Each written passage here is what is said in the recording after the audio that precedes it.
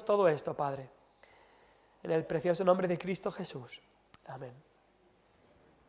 La parábola que vamos a hablar en el día de hoy es una de las parábolas que quizá son más comunes, no más comunes, más conocidas, quería decir, en la palabra de Dios.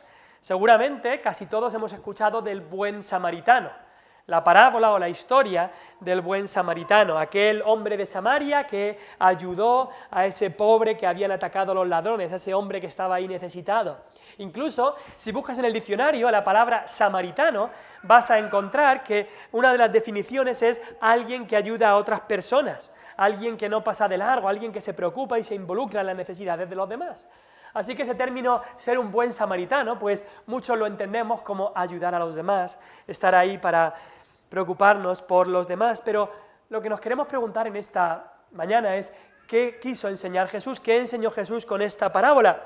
Porque muchos se olvidan del contexto de la parábola, van solo del versículo 30 al 35, que está esa historia, la sacan de ahí y la aplican a cualquier tipo de contexto, la aplican a su propio contexto y dicen pues que toda esta historia enseña simplemente que debemos ser buenas personas o que debemos ayudar a los demás, que el cristianismo consiste solamente en eso, en ayudar a los necesitados. Y sí, todas estas cosas son buenas cosas, pero ese es el verdadero significado de este pasaje, de este texto que hemos leído, del versículo 25 al 37, porque si miramos el texto entero, vamos a ver que la parábola del buen samaritano es solamente una parte de un diálogo bastante interesante que Jesús estaba teniendo con un intérprete de la ley. Estos intérpretes de la ley eran gente que eran expertos en la ley de Dios, en los primeros 5 libros, en el Pentateuco, esa ley que Dios le dio a Moisés. Era gente que trabajaba tanto en el aspecto legal de la ley, eran como abogados que trabajaban en los tribunales, pero eran también como teólogos, es decir, eran gente experta en la ley.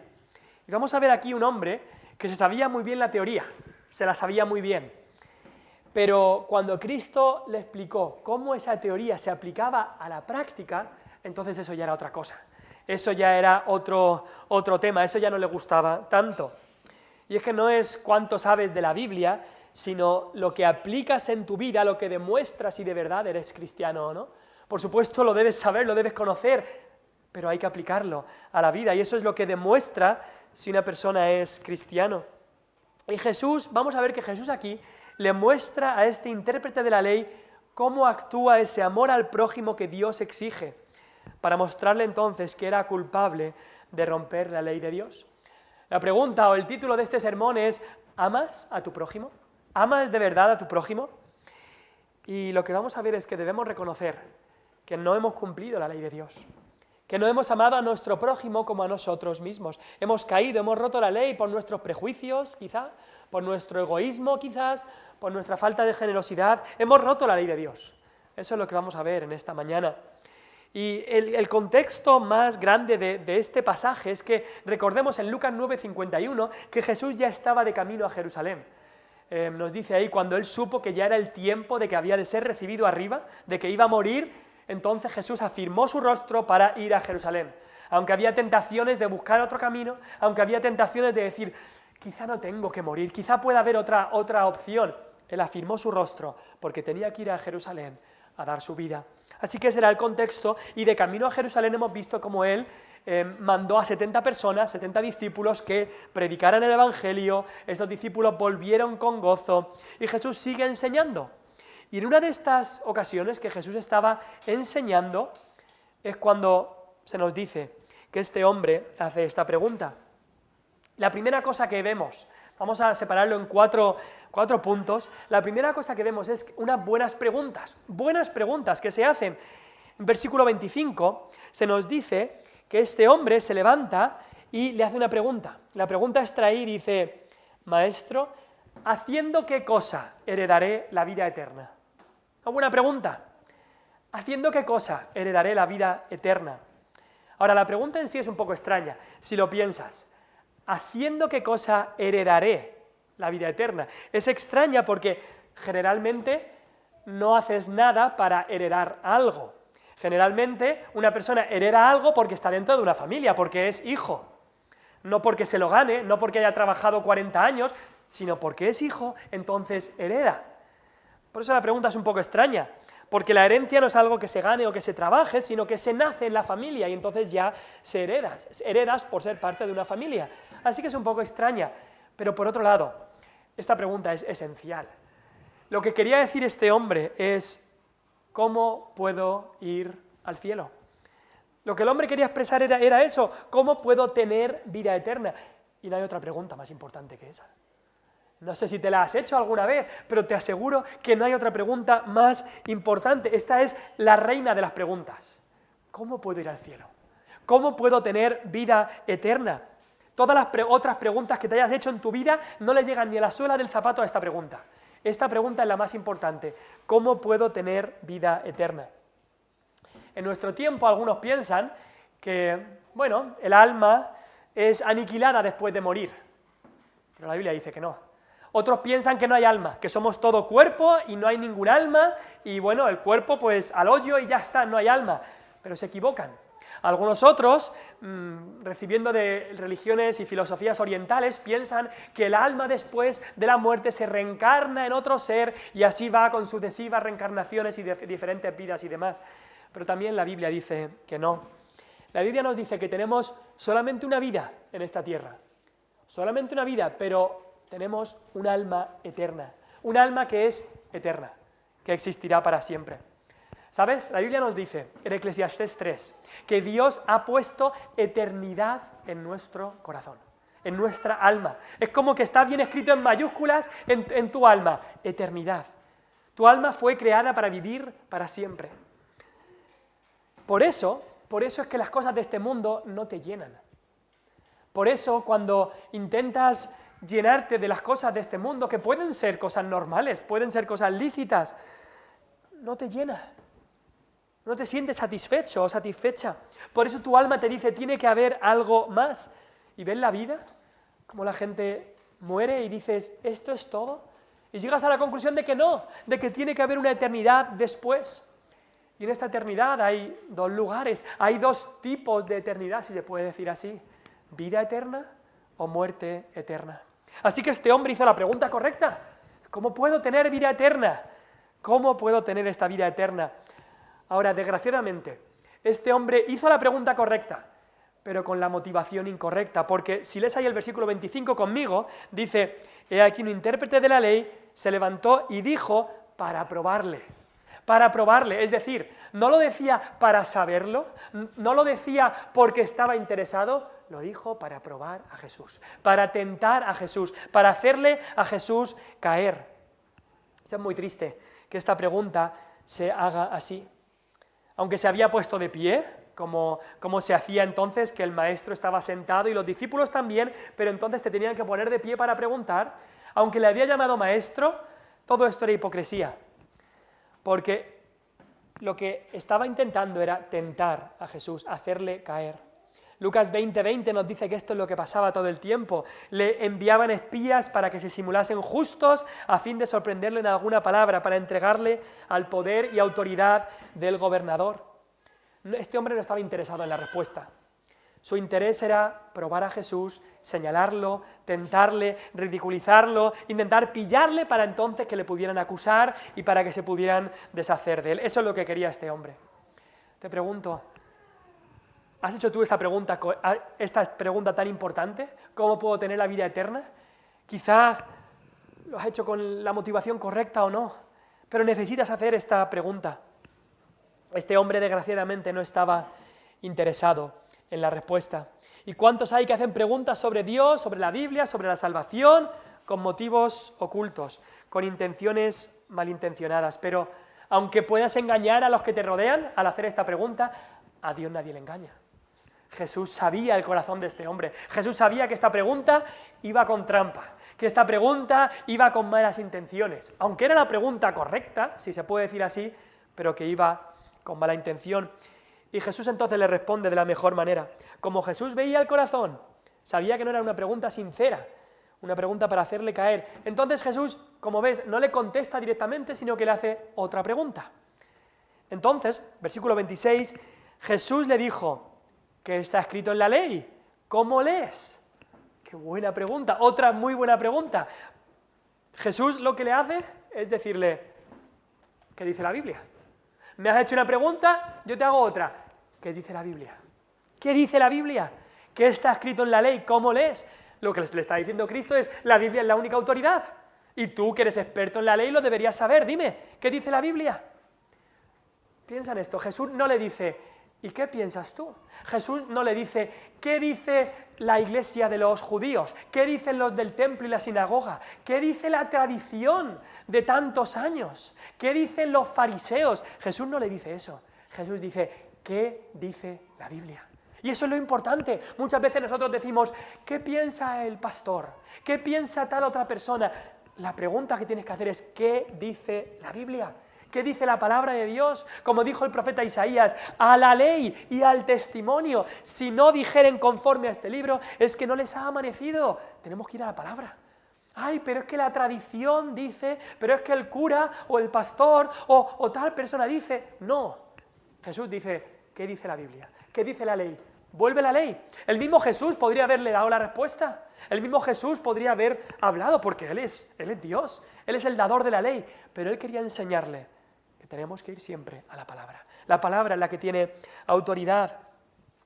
Pero no solamente quería enseñarle eso, también quería enseñarle algo importante, que en el evangelismo incluso la ley es primordial. Es importante que nos demos cuenta de la ley en el evangelismo. Algunos se podrán preguntar, ¿por qué Cristo, si le dicen qué debo hacer para heredar la vida eterna, por qué Cristo no dice, cree en mí y serás salvo? ¿Por qué le señala a la ley? Pues porque la ley nos muestra el pecado. Romanos 3:20 dice que por medio de la ley es el conocimiento del pecado.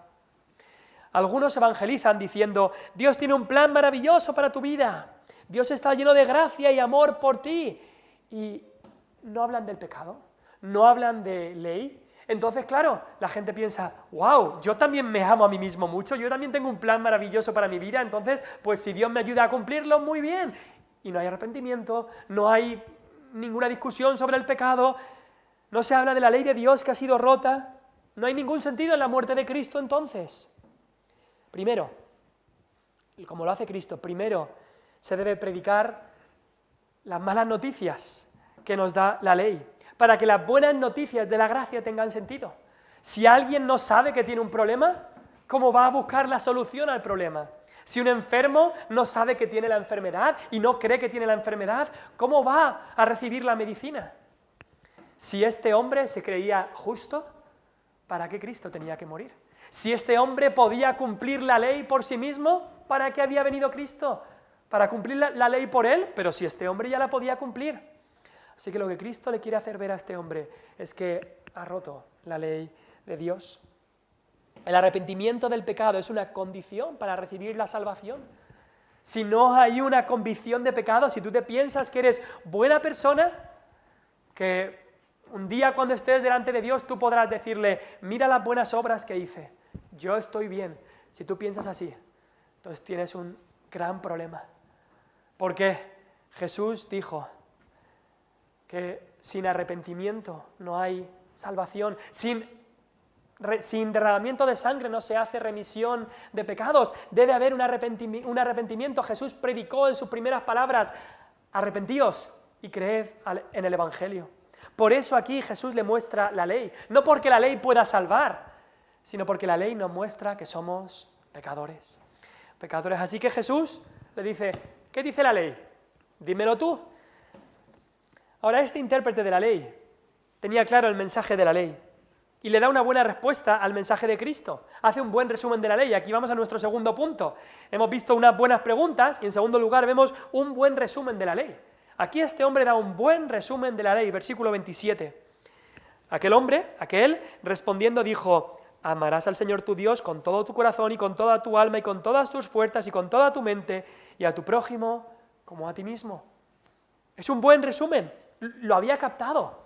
Sabía que la ley no consistía en 4 ritos por aquí, en que yo puedo vivir todo el año como me da la gana y luego voy en Pascua y doy un dinero aquí, hago esto, compro esto y entonces ya estoy bien. Sabía que la ley de Dios no consistía en un sacrificio por aquí, un rito por aquí, en me visto así, me visto asao y ya está.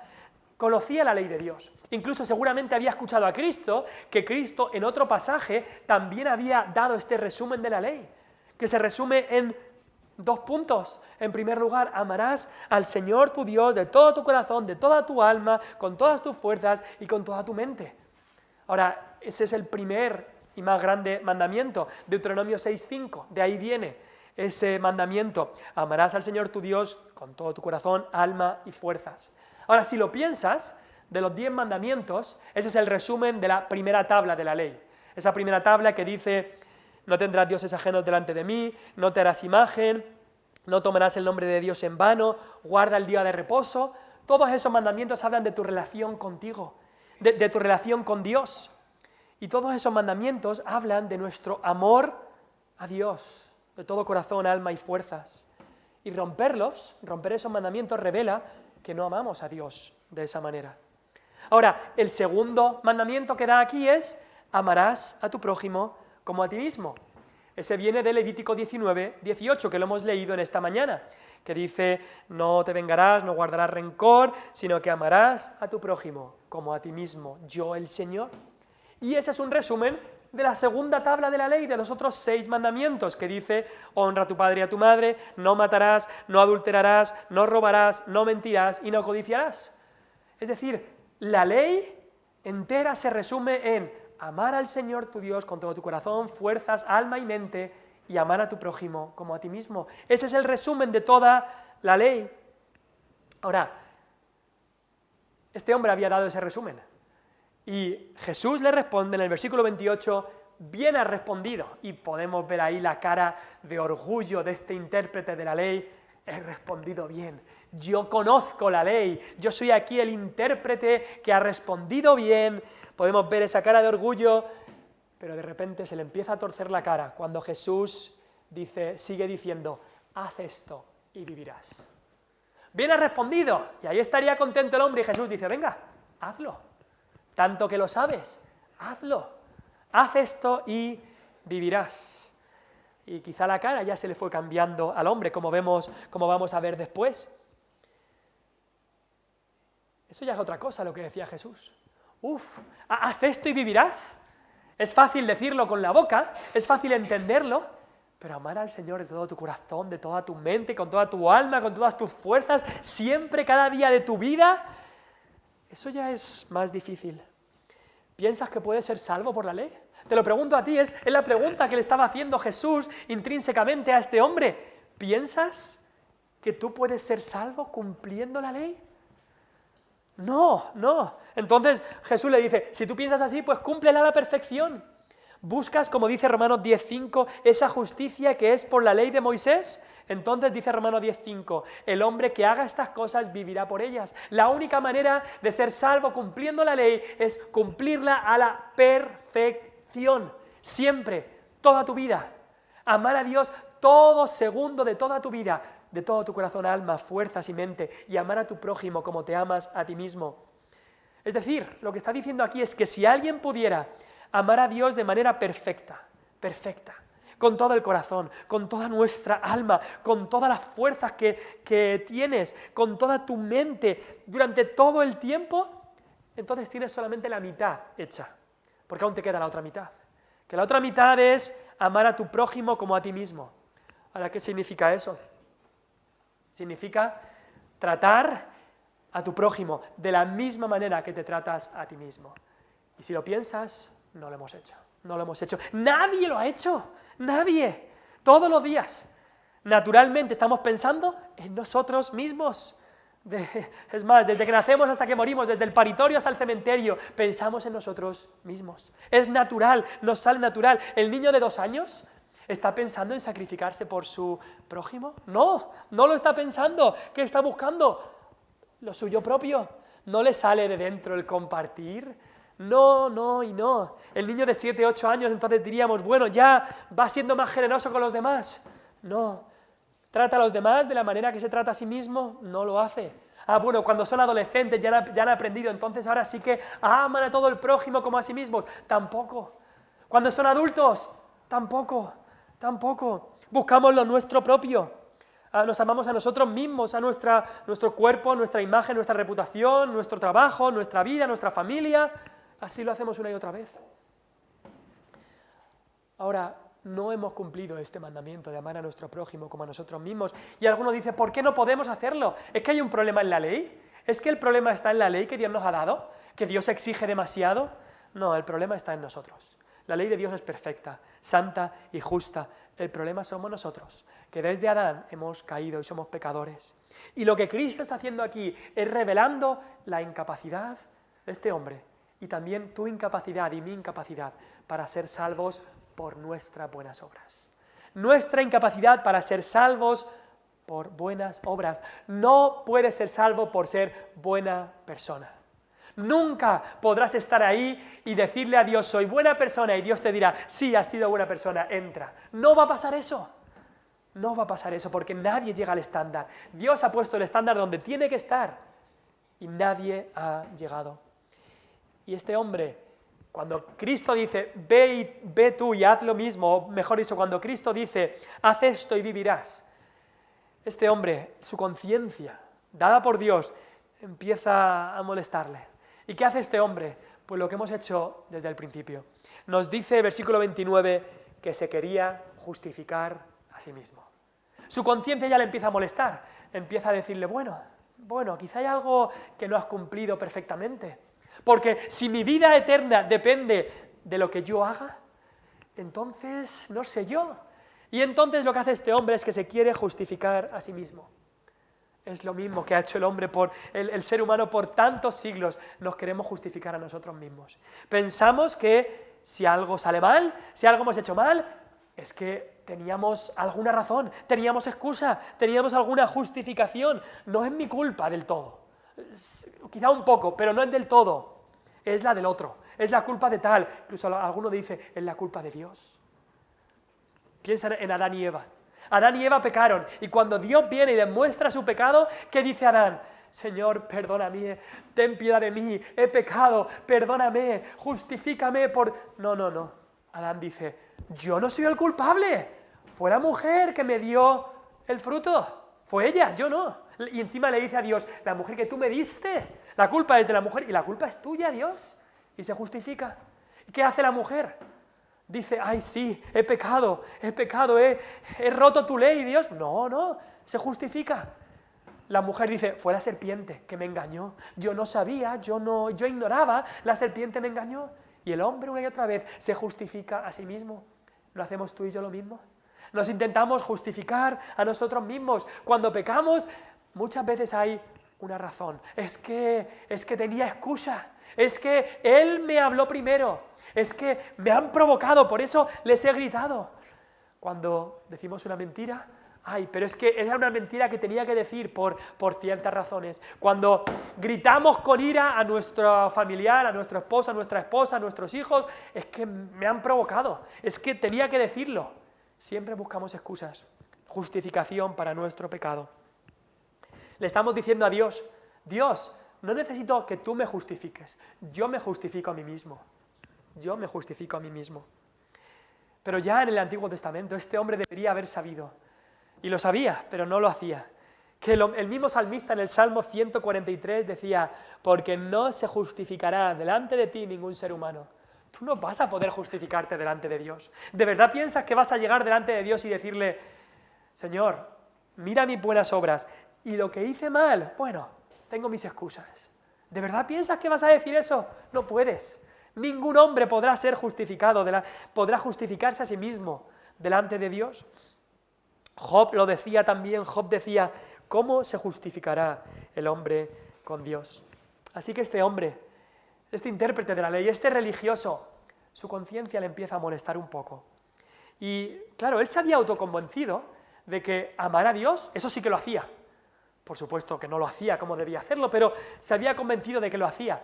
Pero es en la segunda parte, en el amor al prójimo, que ahí empieza a pensar, no sé si lo he hecho del todo, y quizá dice, bueno, con mis compañeros, con los judíos sí que lo he hecho, así que yo creo que sí.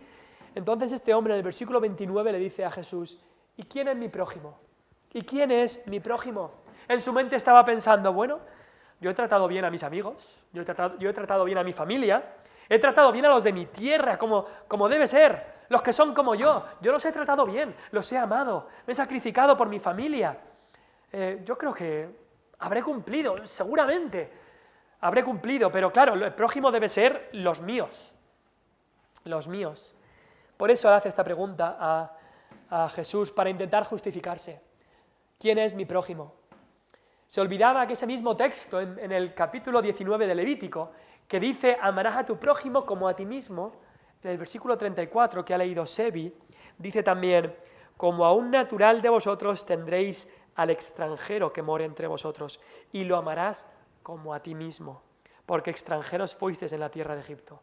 Ese versículo él lo dejaba a un lado. Él quería que su prójimo fuera los que él quería, su familia y sus amigos, eso sí, a esos sí que los había amado, pero que el prójimo sea el que no me cae bien, eso no. Que el prójimo sea mi enemigo, sí, hombre, yo hago bien, yo amo a los que me aman, básicamente lo que estaba diciendo. Así que Jesús le tiene que mostrar que había roto este mandamiento del amor al prójimo. Y en tercer lugar, hemos visto cómo estas buenas preguntas con las que empieza este pasaje, este buen resumen de la ley, pero vamos a ver ahora una buena ilustración que hace Cristo. La primera pregunta del hombre, si os fijáis, buscaba tentar a Jesús. Ahora esta segunda pregunta que hace el hombre, ya no buscaba tentarle, ahora lo que buscaba era simplemente justificarse a sí mismo. La primera pregunta era para atacar, pero se queda tan evidenciado, se queda tan roto por lo que Cristo le había respondido, que ahora la segunda pregunta es solamente para defenderse, para intentar justificarse. Y Jesús otra vez, cuando este hombre hace esta pregunta, no le responde directamente, sino que cuenta una historia, la historia que llamamos del buen samaritano, para darle otra pregunta, para cambiar su pregunta. Vamos a ver esta historia. Jesús empieza a narrar la historia. Y bueno, empieza la historia que un hombre descendía de Jerusalén a Jericó. Era un camino que era bastante peligroso. Y nos dice en esta historia cómo este hombre que descendía, siempre se descendía de Jerusalén a otras ciudades. Así que al ir de esta ciudad a la otra, nos dice cómo le atacan. Unos ladrones que buscan pues sacarle lo que sea, le atacan, se nos dice ahí cómo le dan una paliza, le roban, le despojan y lo dejan medio muerto. Algo que muchas veces sucedía en ese tiempo, por eso había gente que viajaba con seguridad, o había veces que gente viajaba en caravanas porque viajar solo era muy peligroso. Gracias a Dios ahora no tenemos en ciertos lugares esos problemas, pero en ese tiempo existían estos grandes problemas. Así que el hombre estaba ahí incapacitado, dependía de que alguien le ayudara, por sí mismo no podía solo y el tiempo iba en su contra, estaba medio muerto, cuanto más tiempo pasara, más posibilidad de que ya fuera tarde y que este hombre muriera. Ahora, estaba cerca del camino, o al lado del camino, así que era un camino por el que tenía que pasar gente. Y algunos religiosos solían vivir allí. Se nos habla de un levita y un sacerdote. Y sabemos que Jericó era una ciudad donde vivían muchos levitas o sacerdotes, porque era, como diríamos aquí, una ciudad dormitorio o una ciudad extrarradio. Los que viven en ciudades grandes saben lo que es eso. Está Madrid y luego están otras ciudades como pues, Alcorcón, Alcalá, Vallecas, Fuenlabrada, que son ciudades donde vive la gente, pero luego van a trabajar a Madrid. Pues los sacerdotes y los levitas hacían lo mismo, trabajaban en Jerusalén, en el templo, pero iban a Jericó y vivían allí. Y cuando les tocaba trabajar, pues viajaban al templo. Y eso es lo que estos hombres estaban haciendo. Así que, como muchos iban a pasar por allí, pues iban a ver a este hombre. Y eso es exactamente lo que ocurrió. Primero fue el sacerdote. Nos dice ahí, versículo 31, aconteció que descendió un sacerdote por aquel camino y viéndole, pasó de largo. ¡Wow! El sacerdote, se nos dice ahí que le vio. Es como que le vio una vez, pero decidió no mirar más, no voy a mirar más. Como se dice, ¿no? Ojos que no ven, corazón que no siente.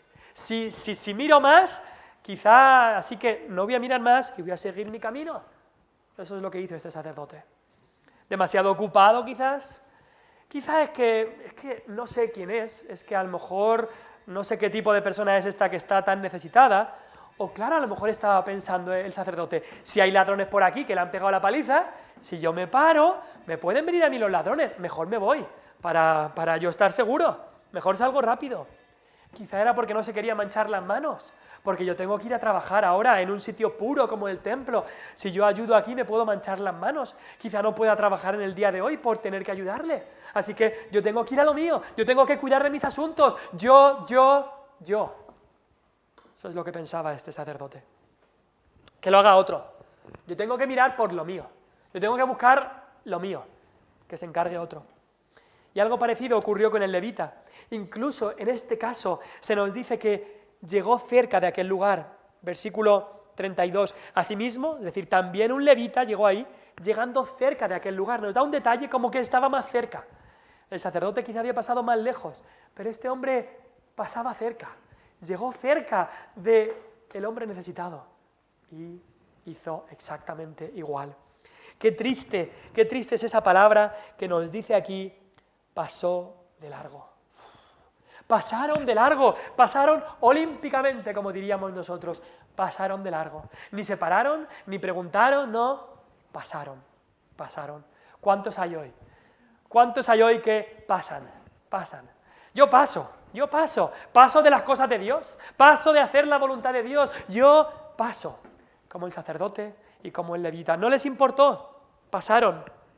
Ahora, estos levitas, sacerdotes, eran de un oficio que Dios los había llamado para ser los ayudadores del pueblo, los mensajeros de Dios para ayudar al pueblo, ayudarle primero espiritualmente, en su corazón, pero ayudarles también físicamente. Eran los escogidos de Dios para esto, y justo ellos mismos son los que pasan. Ahora, con esta ilustración que Cristo hace del sacerdote y el levita, lo que estaba haciendo era meter el dedo en la llaga de este intérprete de la ley, de este hombre que había preguntado. Le estaba hablando de él mismo, allí él mismo se veía reflejado. Él era religioso como ellos, él era este sacerdote y este levita. Cristo le estaba diciendo, tú eres ese hombre, tú eres ese sacerdote, tú eres ese levita, tú no has amado a tu prójimo como debes, tú has pasado de largo tantas veces por puro egoísmo. Y quizá Dios te está diciendo lo mismo a ti. Quizá me está diciendo lo mismo a mí. Tú eres el que no ha amado a su prójimo como a sí mismo. Quizá te piensas, no, yo soy buena persona. Lo que haces es compararte con los demás. Claro que soy mejor persona que tal, mejor persona que el otro, pero cuando estés un día en la presencia de Dios no vas a poder compararte con nadie. Dios no va a aceptar esas comparaciones. La única comparación es con el estándar perfecto que Dios exige. Amarás a tu prójimo como a ti mismo siempre. Todos. Nadie ha cumplido eso. Este hombre creía que sí que lo había cumplido. Y Cristo le está mostrando no. Y es aquí cuando la historia se hace totalmente escandalosa. En cuarto lugar vemos aquí el buen samaritano. El buen samaritano entra en la historia. Es algo escandaloso y sorprendente porque esta figura del samaritano eran odiados por los judíos. Cuando Israel fue en cautiverio, estos de Samaria eran los que habían sido traídos, eran extranjeros y habían sido traídos para habitar en la tierra de Israel. Eran los que habían suplantado a los judíos ahí. Eran como traidores para ellos. Vivían en la tierra de Dios, pero no eran el pueblo de Dios. Se habían mezclado también con judíos y para los judíos eran como la escoria de la sociedad. Aquellos que no se querían cruzar con ellos. Incluso se decía, había un dicho que era, judíos y samaritanos no se tratan entre sí. Ni se hablan, ni se quieren, ni hacen negocios, ni nada. Judíos por un lado y samaritanos por otro. Que no se crucen. Por eso Cristo, cuando hablaba con la mujer samaritana, la gente se sorprendía. Y Jesús aquí introduce al personaje principal, al que rescata a este hombre como el samaritano. Y eso le duele, y es un escándalo para todos los que estaban escuchando. Y este hombre samaritano de la historia tenía también razones como los demás, quizá, para justificarse, para decir, no, yo no voy a hacer esto, yo estoy bien, que se ocupen otros. Y encima, este hombre judío, ¿no? Está de Jericó a Jerusalén, que se ocupen los judíos. Podría haber puesto excusas como pusieron los otros, pero no lo hizo. Mostró ese amor al prójimo de una manera ejemplar. Se nos dice en el versículo 33, un samaritano iba de camino, vino cerca de él y viéndole fue movido a misericordia. Nos habla de aquí un amor que sale de dentro. Fue movido a misericordia. No era un amor para aparentar, como muchos hemos hecho. Un amor para aparentar. Mira lo que yo doy al Señor. Mira lo que yo leo. Mira lo que yo oro. Mira lo que yo hago. No era un amor exterior, era un amor que salía de dentro. Fue movido a misericordia. No por lo que podía sacar, no, sino por misericordia, por el amor. Era un amor que estaba de dentro. Pero también era un amor que se acercaba al otro. Mira lo que dice el versículo 34, y acercándose. No se quedó de lejos, sino que se acercó, pero también era un amor que sana. Nos dice que vendó sus heridas. Era un amor que daba de lo suyo, le echó aceite y vino.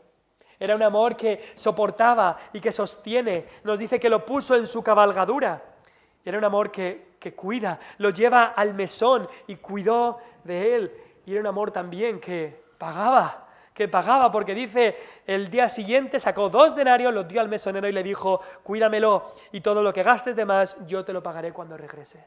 Ese es el amor al prójimo que demuestra este samaritano. Este escoria de la sociedad demuestra este amor y deja en evidencia al sacerdote y al levita. Y por supuesto tenemos aquí una de las mejores descripciones de cómo actúa de verdad este amor al prójimo. Quizá algunos de vosotros os acordáis del texto en 1 Corintios 13, esa descripción del amor, de cómo actúa el amor. Muchas veces en las bodas se habla de 1 Corintios 13, el amor es tal, el amor es lo otro, pero es un texto que no fue escrito para bodas, para matrimonios, sino para cómo tratarnos los hermanos. Y nos dice ahí, y si ves este texto en cuanto al amor, se aplica a lo que hizo el buen samaritano.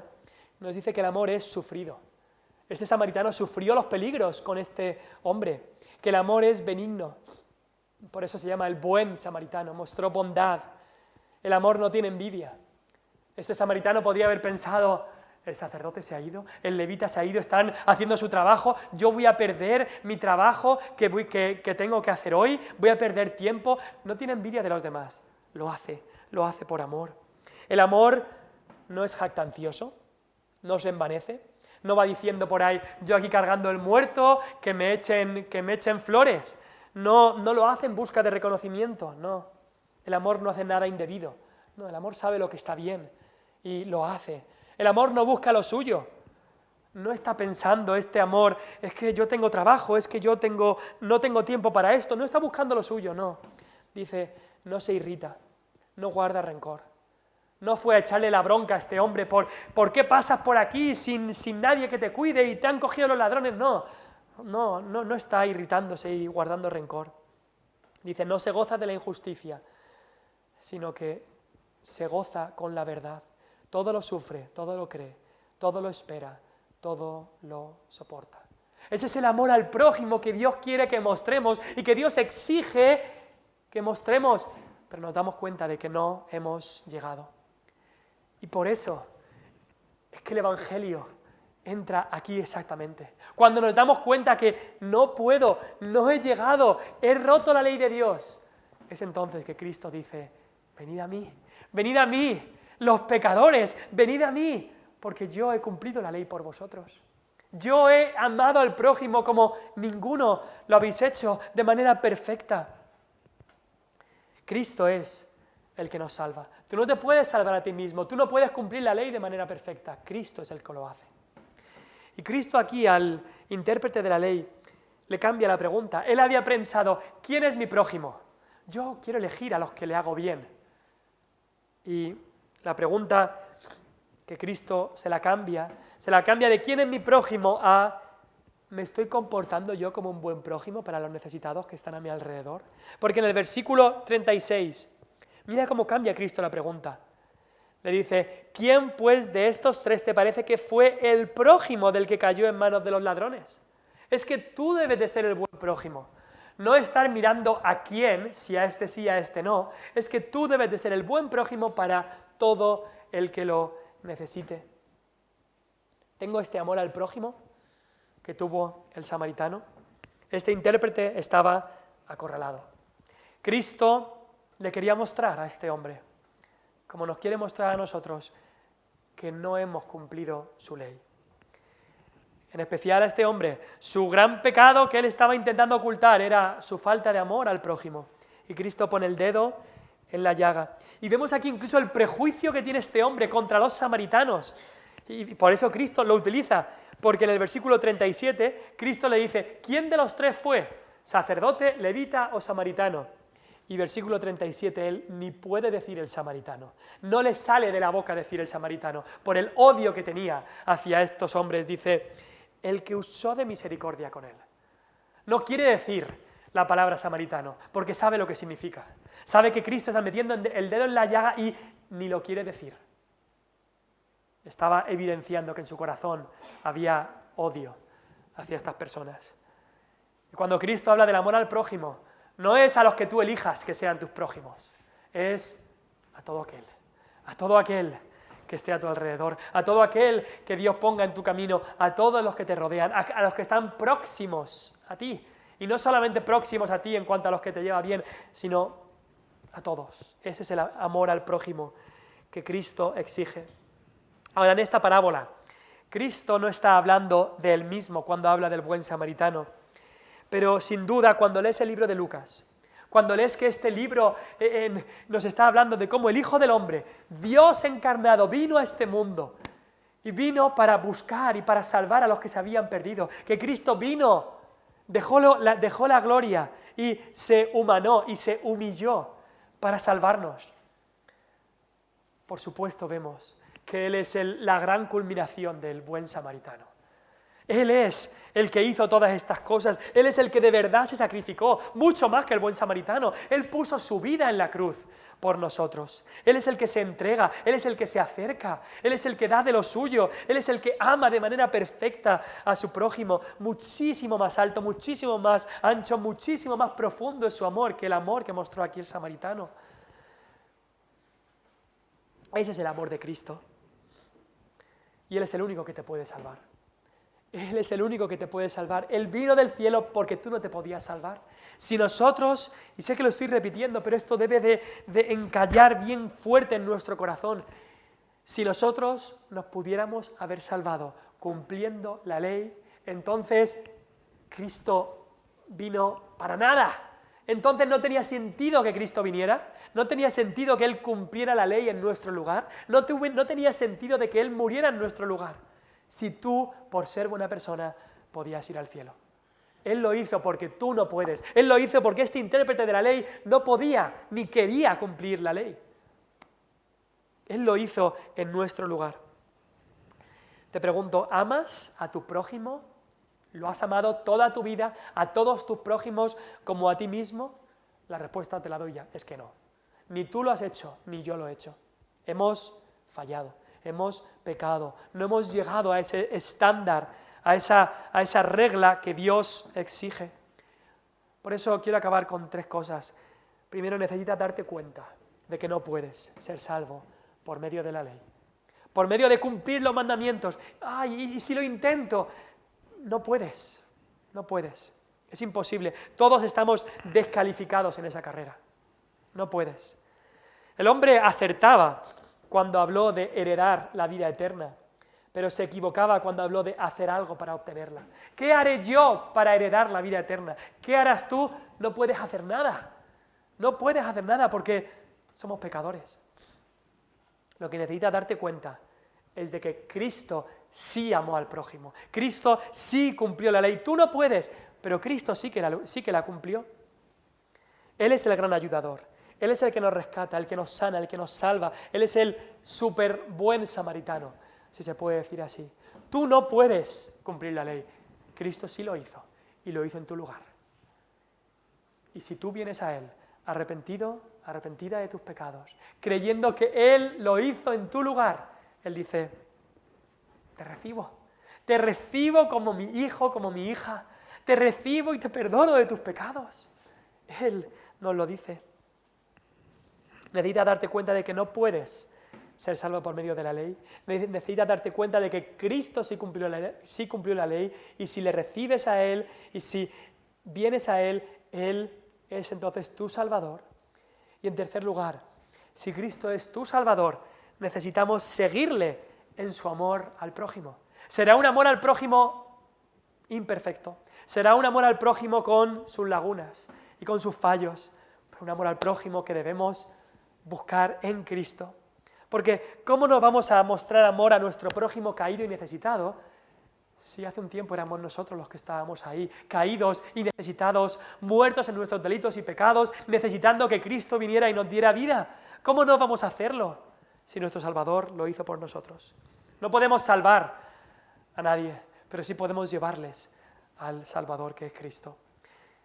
Sí podemos mostrar de una manera imperfecta, pero mostrar ese amor al prójimo que mostró Cristo. Te animo a pensar en estas cosas. Esta historia del buen samaritano que nos lleve a ver primero nuestro pecado, segundo a nuestro Salvador que es Cristo. Y si Cristo te ha salvado, entonces a vivir una vida que de verdad ames a tu prójimo. Primero para hablarles de Cristo y llevarles a Él, y también para mostrarles materialmente en sus necesidades ese amor que Cristo mostró.